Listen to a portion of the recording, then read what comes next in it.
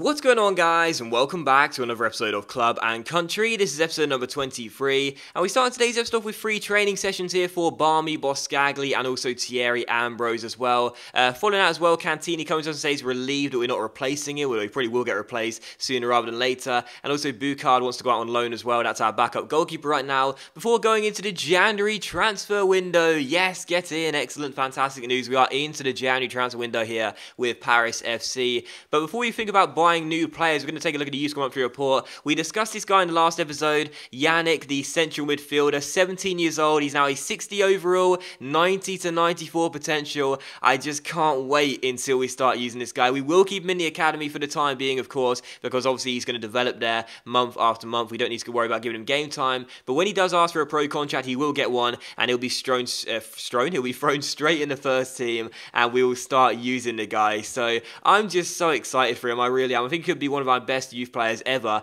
if he gets the game time. If we don't encounter any growth problems whatsoever, which, knowing my luck, we probably will, and it'll probably lock for potential. But either way, we'll have to wait and see. And he looks really, really impressive already in the academy. I will say that much. Still following that, a look at the squad report here. You may notice as well, before we see the attributes of the players and how the players are developing, you saw the stats right there. What I've decided I'll do in my career modes from now on is show the stats and then the attributes in January and also at the end of the season as well. So you'll be able to see how the players look for stats midway through the season and at the end of the season as well. Obviously, the reason I wouldn't do it every month is because it would just take too long to go through both every single month. But in January, so you can see how the players are looking midway through the season, at the end of the season as well, to see how they did. I'll show you both the stats and the attribute increases as well from now on. And look at the league table as well. Of course, in the last episode, if you missed that one, we played 4 games, and of course, we did win 2 of those games, drew 1 and lost 1 as well. As you can see, halfway through the season, 19 games in, we were top for Christmas with 39 points. But it is worth noting that just 4 points separate first and 5th. PSG, our rivals, are in 5th place right now, so just 4 points separate the top 5 teams. So this season could be a very interesting one in our first year in Ligue 1. Right now we are top of the table, but the second half of the season, anything can happen, and I'm just hoping that we will continue our momentum and stay around this area come the end of the season. Whether we'll win the league title or not, I'm not entirely sure, but if we could somehow pull it off, it would be one of my best achievements ever on a career mode on YouTube. Still, following that, I asked for some money from the board. I asked for £3 million after our fantastic start to the season. I told them we'll qualify for the Europa League and also reach the round of 16 stage if they give us £3 million. They said £1.75 million, so I was thinking, well, do I want to, increase those aims whilst not getting the maximum amount of money? But then I thought with Paris FC, we don't have much money, so every little helps, and I still believe that we should be able to at least qualify for the Europa League come the end of the season. And in the Cup, we're already in the round of 32 stage to begin with in the Coupe Nationale, so all we need to do is win our first game in the Cup, which is against our other rivals, Red Star from League 2, and we should be able to do that, let's be honest. So I think we should be able to do both of those aims, and it's quite a risky strategy, I suppose, because we could possibly fail in the second half of the season, but I am confident with this Paris FC side because of the way we started the first half of the season. I don't think we're going to have a collapse, at least I certainly hope so. Otherwise, this career could be over before it really gets started if we do get the sack, but we'll have to wait and see. But still, following that, we looked at Ben Yedder from Toulouse as a player to sign on a pre-contract, but sadly, he won't take a pay cut. It would be an unbelievable signing if we could pick him up for 40 grand a week on a free transfer. It will completely blow our wage budget out of the water, but he would be an unbelievable signing, our first ever 80 overall rated player plus, but he declines his contract, and we can't afford to give him 60 grand a week. That's ridiculous anyway, so he's going to go to Hoffenheim instead after they agreed a deal with the striker, so that's totally fine with me. It would have been a bit too much anyway, and to be honest, it's probably not worth the gamble. 40 grand a week would have been mental regardless, so it's probably worth just letting it go to Hoffenheim like we do, and I don't mind that at all. But still, following that, there's a couple of other players as well we were looking at right there that we could possibly sign on pre-contracts to. An attacking midfielder and a striker as well on relatively low wages. They wouldn't be bad signings for us. Dingome and Martial have had fantastic years for us so far. They come in on pre-contracts last season too, so they would be really good signings, and we should have to wait and see what they say. Still, we take on Montpellier here for the first game of today's episode, the first of 2 games in today's episode. Our first game in the second half of the league season. Hoping to return to the top of the table with a win here and get back-to-back wins for the first time in quite a while. And we take the lead just 5 minutes in as well. A really nice passing move by Paris FC. We get the ball down the right-hand side. Thierry Ambrose plays it back towards Thiam, inside towards Boga. And I'm really liking the guy this season. Jeremy Boga had a good debut year for us last year. He's had a good start this year too. He's currently leading the league in assists and also gets his second goal in Ligue 1 this season. So Paris FC 1,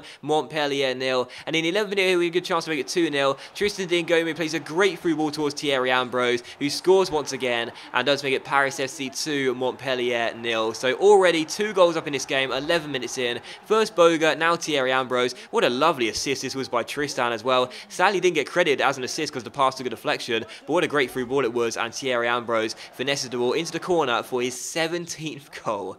I'm laughing. 17th goal in the league already. I mean, it's just ridiculous. When players sometimes make step-ups from lower league, you know, they don't always, you know, manage to adjust to a higher division, but Thierry Ambrose has done that and then some. 17 goals already. He might surpass 37 goals come the end of the season. It'll be hard work for him, but he might well do it. You never know. He's still on course and on pace as things stand to have another 30-plus goal season for Paris FC. Unbelievable. But still beat Montpellier by 2-0. They had a chance in the second half. That shot hit the bar and eventually went behind for a goal kick. And in the first half, they tried to get themselves back in the game, but the shot was well saved by Barmy. A good clean sheet for Barmy as well. His second in 3 games. Hasn't kept back-to-back clean sheets in a while, but second in 3 games. That's good to see. And another win notched up for us as well. Back-to-back wins for the first time for a while with Paris FC. That was great to see. And following out, Rafik Boujedra, is that how you pronounce that? The central attacking midfielder, 23 years old, 69 overall. He wasn't happy with his role at the squad, and he also wanted an increase in his wages as well. So we offer him a new contract, and we shall wait and see what he says.